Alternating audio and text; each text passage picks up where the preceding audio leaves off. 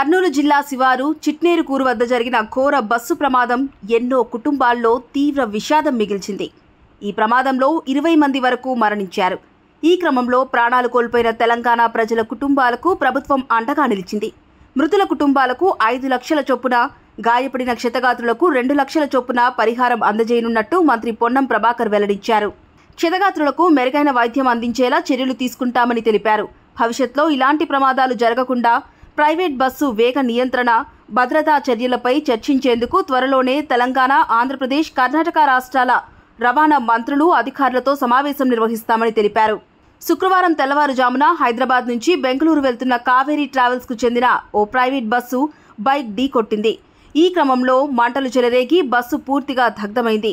ఈ దారుణ ఘటనలో బైకర్ శివశంకర్తో సహా 20 మందికి పైగా ప్రయాణికులు సజీవ దహనమైనట్టు సమాచారం. ప్రమాదంలో గాయపడిన ప్రయాణికులకు కర్నూలు ప్రభుత్వ ఆసుపత్రిలో చికిత్స అందిస్తున్నారు. బస్సులో నుంచి దూకడంతో ప్రయాణికుల కాళ్లకు, తలకు గాయాలయ్యాయి.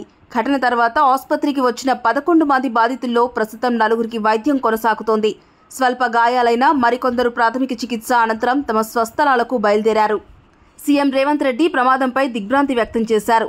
ఏపీ అధికారులతో మాట్లాడి తక్షణ సహాయ చర్యలు చేపట్టాలని అధికారులను ఆదేశించారు. బాధితుల కోసం హైదరాబాద్లో ప్రత్యేక హెల్ప్ లైన్ను కూడా ఏర్పాటు చేశారు. గద్వాల్ కలెక్టర్ ఎస్పీని ఘటనా స్థలానికి వెళ్లాలని ఆదేశించారు. ఈ ఘోర ప్రమాదంపై ప్రధానమంత్రి నరేంద్ర మోదీ కూడా తీవ్ర దిగ్భ్రాంతి వ్యక్తం చేశారు. మృతుల కుటుంబాలకు 2 లక్షలు, గాయపడిన వారికి 50,000 చొప్పున ప్రధానమంత్రి సహాయ నిధి నుంచి పరిహారం ప్రకటించారు.